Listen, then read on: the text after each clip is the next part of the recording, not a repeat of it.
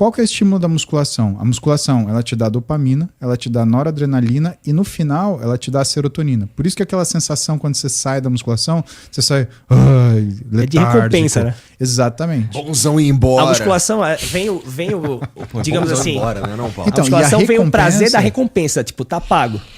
Fiz, mas durante, às vezes pode até ser desconfortável. Mas como o Mozi falou, durante a corrida, tu já começa a receber isso durante a corrida.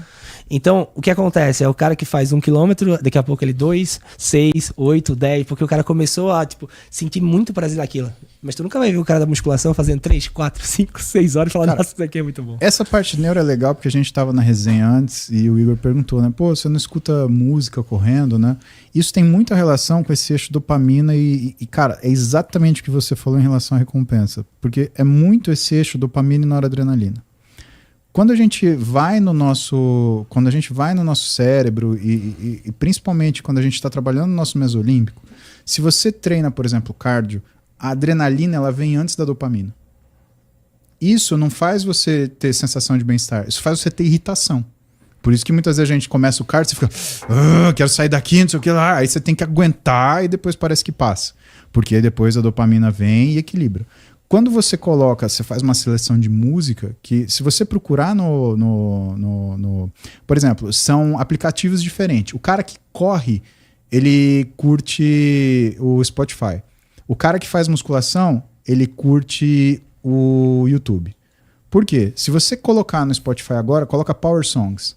É tudo pra galera de corrida. Ou que faz exercício aeróbico mais intenso. O YouTube, ele depende de estímulo. A musculação, ela depende do estímulo inicial. E dá tempo, conforme você vai treinando, de você subir dopamina e noradrenalina ao mesmo tempo. Então, por exemplo, o seu núcleo accumbente, que é o que percebe a recompensa que o Salles está falando, ele é muito mais suave do que, por exemplo, o estímulo do cardio. Teoricamente, se a gente falasse assim, vamos fazer uma caminhada e vamos acelerando devagar. E vamos supor que você não tem preocupação com o tempo, porque o ambiente que você está também muda, que é essa condição. Se você falar assim, nossa, eu tenho 20 minutos para fazer um cardio. Cara, mata qualquer treino, inclusive de musculação, mas principalmente o de cardio, porque você já chega nele tenso. Você já chega nele predisposto e irritado. A noradrenalina você vai liberar como consequência do estímulo cardiovascular. Você vai aumentar o que é a demanda cardiovascular. Você precisa regular o que é a frequência cardíaca, você vai produzir adrenalina e noradrenalina. A noradrenalina e a adrenalina, elas não vão só fazer o seu coração bater mais rápido para te dar a vazão do que é a função do seu coração. Ela também vai fazer, por exemplo, a parte bioquímica, que é a liberação de glicogênio para você ter energia para você continuar o exercício. Por isso que ela é liberada rapidamente. Na musculação, isso não acontece. Na musculação, a gente faz uma série de aquecimento que é muito mais para trabalhar o que é a capacidade tensional do seu músculo, é muito mais para trabalhar tendão, é muito mais para trabalhar a tua mobilidade do que necessariamente para sustentar essa informação de uso. Então, se a gente fosse olhar, por exemplo, o exercício cardiovascular, ele é literalmente uma capacidade de resistência cardiovascular, onde o músculo ele é uma ferramenta. A musculação, o músculo é uma finalidade. Sim. Por isso que, por exemplo, treinar musculação, você tem que treinar pensando qual que é Salles, aí eu prefiro que você fale, porque eu acho que você fala com muito mais riqueza, mas qual que é o objetivo da musculação? É você realizar trabalho. Exato. A ideia da musculação é você mandar uma informação tensional para o músculo que ele não conhece, para que isso gere essa informação mecânica que a gente chama, né? Ela vai ser transformada, ela vai receber um processo que a gente chama de mecanotransdução. Então, a tensão mecânica percorre a fibra, existem sensores lá que pensam assim, isso aqui a gente não reconhece. E desencadeia todas as reações fisiológicas e bioquímicas para que esse músculo se torne mais capaz, né? Então, antes, por exemplo, de você ter hipertrofia, primeiro você fica mais forte naquela tarefa. E aí, como consequência, porque a gente não treina hipertrofia, a gente treina força. A hipertrofia não é uma valência, né? Não é uma capacidade física. Ela é uma transformação morfológica do músculo, aumentando de tamanho. Então, o músculo entende que aquilo ele não sabe fazer. E essa informação mecânica culmina nos processos que vão fazer depois gerar hipertrofia. Então, por isso que a gente sempre pensa nisso. E o segundo ponto é que a musculação ela é intermitente. Então, quanto tempo dura uma série de musculação? Por alguns segundos. Vamos colocar uma cadência tradicional que é 2 segundos na descida, 1 segundo na subida. Vai dar 3, 4 segundos por repetição. Uhum. Vamos falar de 10 repetições, 40 segundos. Depois tu pode ter ali 1 minuto, 2 minutos de intervalo. Ou seja, dá tempo para você se recuperar daquilo, renovar o estoque de energia, que a gente chama de ATP, fazer a remoção dos metabólitos. Ou seja, o teu corpo ele tem tempo para se ajustar e fazer novamente. No aeróbico isso é contínuo. Então, como o Muzi falou, a transformação para que tudo aconteça, ela é mais sistêmica, enquanto na musculação é mais periférica, porque a gente também treina um músculo por vez. Uhum. Entende? Então é bem diferente. Isso quem tá treinando direito, né? Quem tá treinando direito. Mas isso eu até quero perguntar pro Paulo, se essa forma que você adapta, por exemplo, até a percepção de bem-estar não, mas como você falou, de tolerância ao aeróbico, é uma coisa que quando você troca isso e vai fazer a musculação, por exemplo, você nunca vai ver um maratonista que ama treinar musculação. Ele vai sentir monotonia pela forma que ele é adaptado a receber isso. Ou não? Eu acredito que tem uma série de coisas que interferem, mas a primeira coisa é a chave do que você falou, é a monotonia.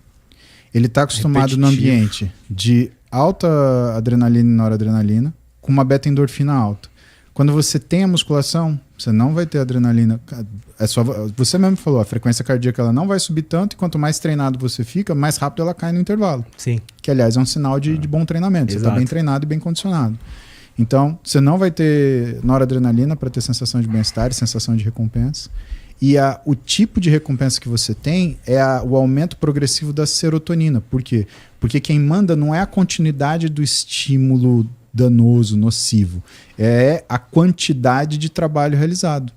E aí, por ser serotoninérgico, é como se o cara da musculação ele fosse viciado na serotonina, na sensação do bem-estar, mas que dá letargia. E o cara da corrida é o cara que é viciado na sensação da beta-endorfina, mas, porra, sou ligado, tô... É o vigor, né? É o vigor, exatamente. Exato, por isso que eu perguntei pra você, qual você começou a fazer primeiro? A musculação. Eu, por exemplo, acostumado a ter a sensação durante a musculação, quando eu começo a corrida, eu falo, pelo amor de Deus, eu quero sair, eu quero parar isso agora. Entendi, pô. Faz sentido. Entende? Não, é cara, muito chato, eu falo, assim, eu não quero isso.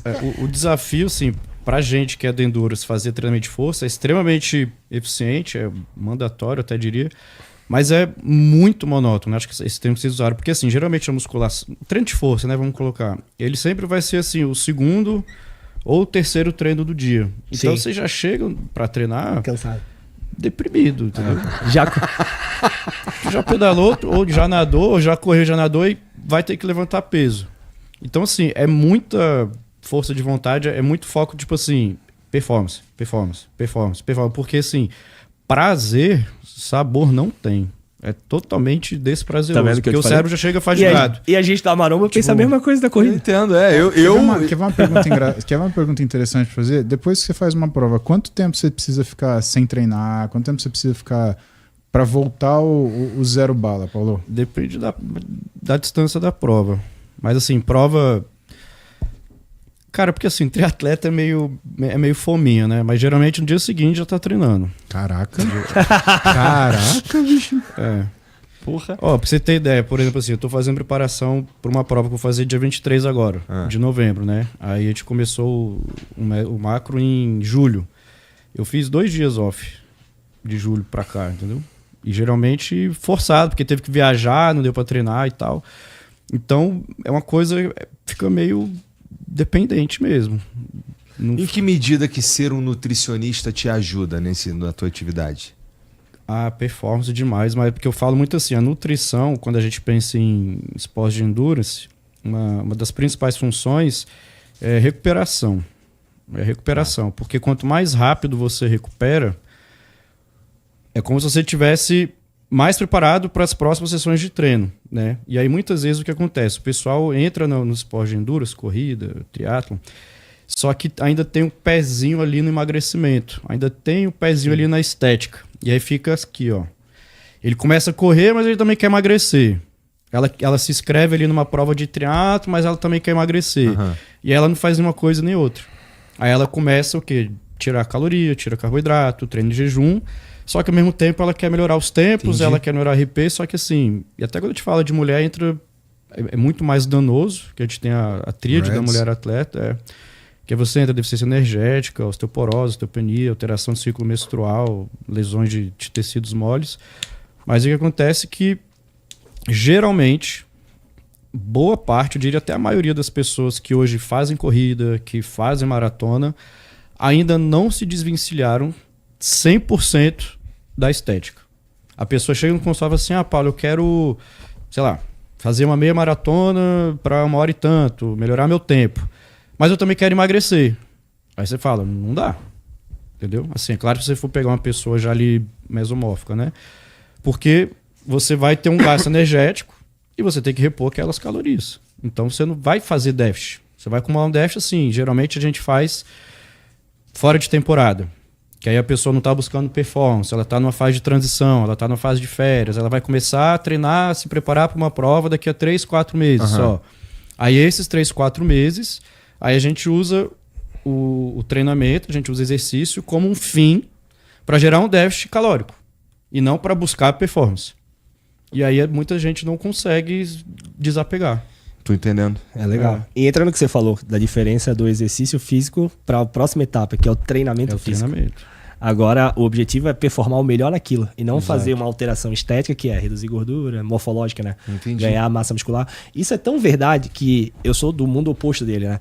Eu trabalho com consultoria, então todo mundo vem pra mim por causa da estética. Só que eu recebo casos da pessoa que é corredora e fala assim, eu corro, eu faço X de prova, mas eu quero melhorar o meu glúteo. Mas eu quero melhorar meu glúteo. Aí eu falei, peraí, não dá, porque, óbvio, dá pra melhorar. Mas pra chegar ele manda uma foto de um glúteo, sei lá, de uma fisiculturista, da categoria wellness. É verdade. Aí eu falei, pô, você quer correr e quer ter o glúteo da Franciele Matos, é isso? Entende? Só que aí é uma balança. Por quê? Porque você nunca vai ver um maratonista bodybuilder. Por quê? E vice-versa. Exato, porque o nosso corpo ele é feito para economizar energia.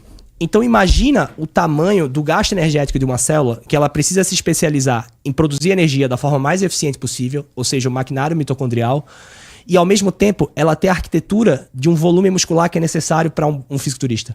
Então é uma célula grande, que ao mesmo tempo é muito especializada em produzir energia. Vai ser um caminhão de energia para manter isso. E o corpo não quer isso. Então existem sempre...